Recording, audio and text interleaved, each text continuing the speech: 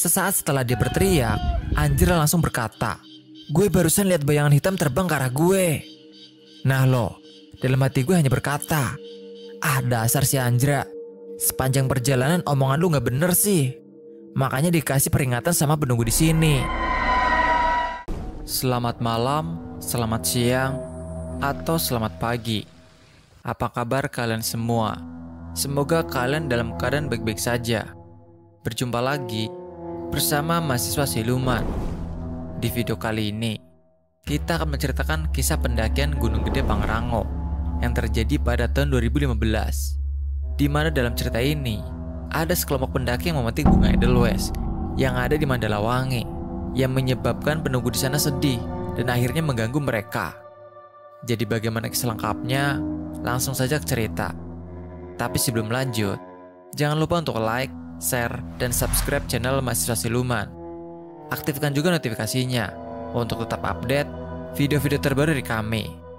Pasang earphone-mu, siapkan tempat dan posisi yang nyaman, dan selamat mendengarkan.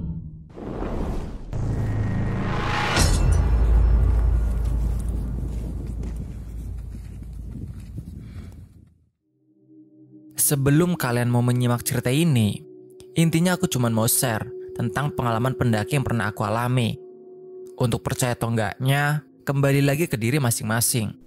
Sekitar 6 tahun yang lalu, tepatnya bulan November 2015, kita yang pernah dipertemukan di jalur pendakian beberapa bulan yang lalu, akhirnya berjumpa kembali. Dan untuk kedua kalinya, kami dipertemukan kembali di jalur pendakian dengan satu kalimat ajakan. Udah lama gak piknik, bosan hidup di kota. Kami hendak melakukan pendakian ke Gunung Pangrango. Rombongan pendakian kali ini ada 8 orang. Kenalkan, namaku Birkit, kembaranku namanya Lia, dan 6 yang lainnya adalah Bang Setio, Angga, Ito, Ramadan, Heri, dan Anjra. Beberapa dari kami ada yang baru pertama kali naik ke Gunung Pangrango, termasuk aku yang pengen ketemu sama Lembah Mandalawangi yang sangat amat terkenal karena sosok Suhoge. Pendakian dimulai di pagi hari. Kami berdelapan memulai pendakian via Cibodas karena memang tujuannya langsung ke Gunung Pangrango dan camping di pos Kandang Badak. Perjanjian awal adalah kita makan besar ketika sudah sampai di camp Kandang Badak. Selebihnya di setiap pos, kita hanya break dan makan cemilan lucu aja. Entah kenapa dari awal pendakian, rasanya perjalanan menuju Kandang Badak itu terasa amat panjang. Jalan batu-batu yang kami lewati serasa tak ada ujungnya. Memang benar apa kata orang-orang ketika mulai nge-trek. Tapi gak ketemu jalur tanah tuh. Rasanya amat sangat melelahkan. Belum lagi, ada salah satu rombongan kita yang ngomong seenaknya sendiri. Semua kata surga, segala macam peliharaan kebun binatang, dan segala jenis organ vital manusia disebut semua. Awalnya gue masa bodoh pas salah satu rombongan kita yang ngomong seenaknya. Tapi akhirnya kepikiran juga. Karena pernah kejadian waktu aku ke Gunung Gede via Putri sama abangnya teman-temanku. Salah satu teman abangku ada yang ngomong gak bener juga. Akhirnya kita trekking pun diputerin. Yang harusnya normal 5 jam sampai Surken. Nah ini sampai 9 jam lebih. Padahal trekking tengah malam jam 12 malam. Akhirnya sampailah kita berdelapan di pos penyangcangan kuda. Pos yang sangat rimbun dan ada pondoknya untuk berteduh. Kita semua istirahat di sana. Gak disangka, salah satu rombonganku namanya Ramadan ngeluarin nesting buat bikin kopi dan katanya mau bikin mie. Gak habis pikir, baru trekking 3 jam udah mau gelar lapak. Santai sih santai, tapi gak gini juga dong. Aku yang tipikal patang makan besar sebelum sampai tempat camp, pada akhirnya pun senewan ngeliatnya. Padahal perjanjian awal, makan di tempat camping pos Kandang Badak. Kira-kira sejam lamanya kita istirahat dan ngaso. Mana udah mendung, mulai gerimis. Akhirnya aku pasrah aja mencoba bersabar dan memilih tidur-tidur ayam untuk menghilangkan kekesalan. Aku sadar betul kalau di gunung tuh harus maklum sama keadaan dan nahan sabar, jangan sampai ada rasa kesal. Setelah akhirnya istirahat sekitar 2 jam, kami pun melanjutkan perjalanan. Aku, Lia, Setio, dan Angga akhirnya pun memimpin pendakian jalan di depan duluan. Sementara Ito, Ramadan, Heri, dan Anjra ada di belakang mengekor kami. Medan yang kami lalui mulai berat. Ternyata lumayan juga ya kalau trekking Veci Bodas gak ketemu jalur tanah. Justru membuat kita cepat merasa lelah.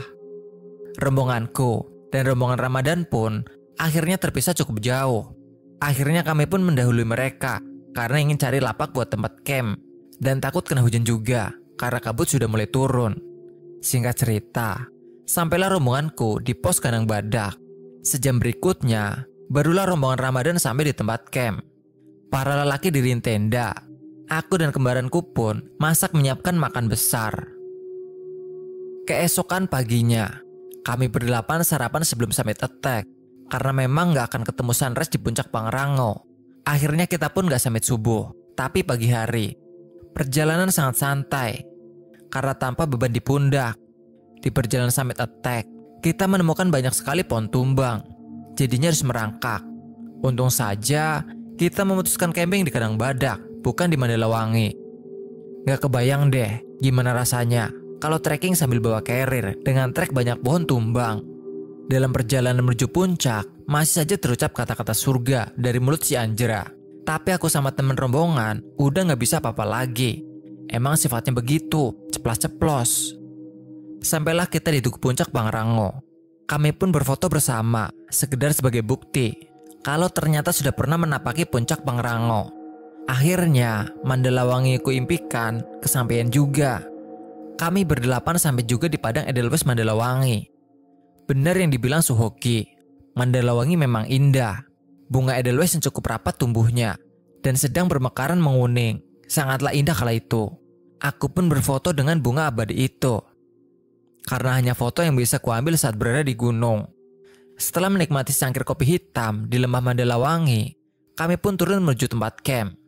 Aku, Lia, Setio dan Angga akhirnya duluan menuju Tugu Puncak Pangrango. Kami ingin foto lagi di sana. Sementara Ramadan, Ito, Heri dan Anjra masih ingin foto di Mandalawangi katanya.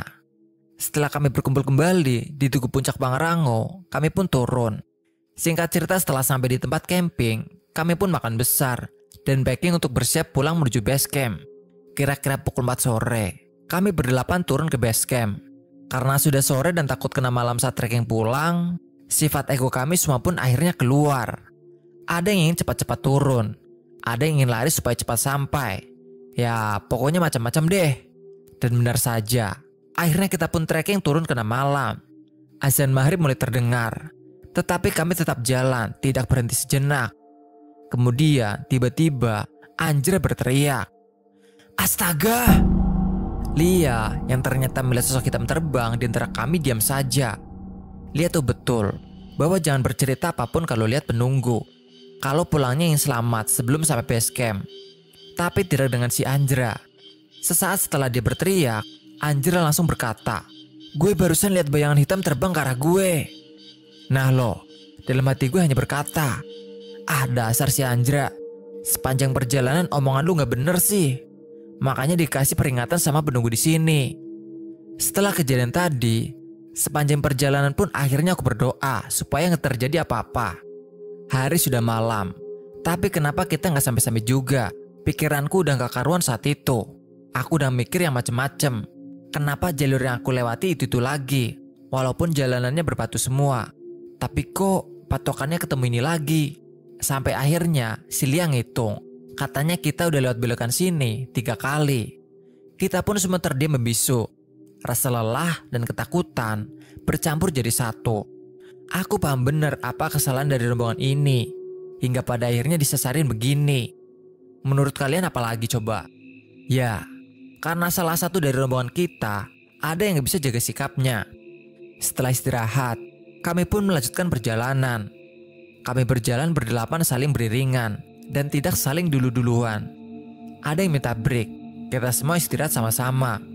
Akhirnya kami pun sampai di tempat base camp tanpa ada gangguan lagi. Akhirnya tujuan kami pulang dengan selamat pun hampir tercapai. Di base camp, kami pun istirahat dan bersiap pulang ke Jakarta dengan naik motor. Aku, Lia, Angga, dan Setio yang besok paginya harus ngantor memutuskan untuk pulang duluan.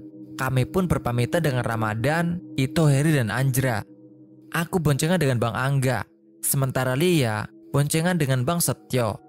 Sepanjang perjalanan ke Jakarta, perasaan mulai lega. Dalam pikiran gak sabar mau tiduran di kasur. Ternyata kelegaan itu akhirnya berubah menjadi perasaan gelisah dan takut.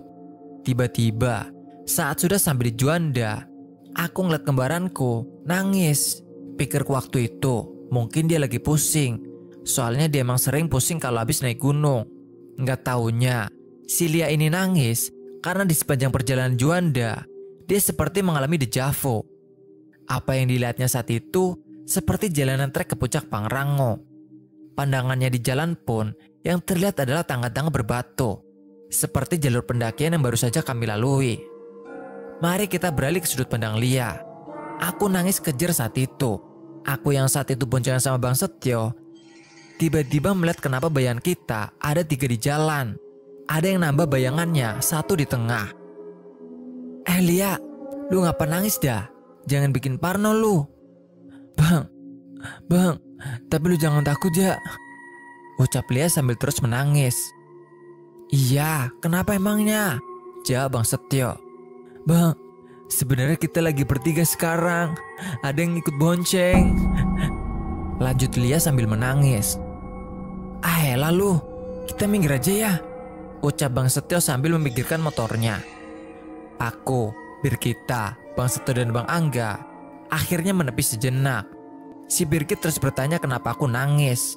Dan akhirnya aku cerita bahwa sepanjang perjalanan dari Juanda tadi, apa yang aku lihat itu bukan jalan raya, melainkan jalur berbatu seperti jalur trek di Cibodas.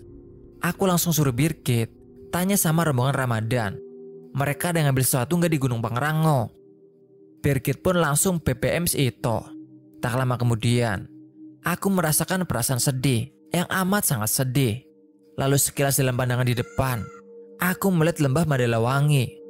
Gambaran itu sangat jelas, kayak lagi nonton bioskop. Terus dikasih visi Bunga Edelweiss di Mandalawangi. Aku merasa amat sangat sedih saat melihat visi itu. Lalu seperti ada yang membisikkan, ada yang memetik bunga Edelweiss genggam tadi. Aku pun nangis kejer larut dalam perasaan sedih, seperti merasa kehilangan. Dalam hati hanya berkata minta maaf kalau udah mengganggu, kalau udah sembarangan. Aku akhirnya suruh Birkit BBM lagi tanyain mereka, ada yang memetik bunga Edelweiss nggak salah satu dari mereka. Tak lama kemudian si itu membalas, iya ada, si anjir metik bunga Edelweiss. Kita berempat pun akhirnya kaget, pantas ada kejadian gak beres. Ternyata ada yang gak bener. Aku udah takut kalau seandainya penunggu sana minta dibalikin bunganya. Untungnya enggak. Birgit akhirnya nyuruh aku cerita kenapa nangis mulu. Dan aku ceritain begini, aku tadi menangis karena merasa sedih pas dikasih penglihatan sama penunggu sana tentang Mandalawangi. Penunggunya sedih, katanya bunga Edelweiss sudah dipetik. Nggak nyangka gue sampai disuruh merasakan kesedihan mereka juga. Penghuninya bilang, jangan diceritakan ke siapa-siapa. Kalian semua jangan cerita ke siapa-siapa ya, kita doang yang tahu. Birgit, kalau rombongan Ramadan nanya kenapa, jangan ceritain ini. Bilang aja besok lain kali kalau naik gunung, jangan sembarangan. Hingga saatnya aku menuliskan cerita ini, aku izin dulu sama Lia. Awalnya kata Lia gak usah, ceritain aja cerita di gunung lain. Hingga akhirnya Lia pun mengiyakan setelah berpikir panjang. Aku pun sampai saat ini gak pernah cerita ke siapa-siapa tentang kejadian ini. Tapi aku ingin berbagi pengalaman sama kalian sama pendaki. Jangan mengingini milik orang lain. Mereka akan sedih kalau kepunyaan mereka diambil.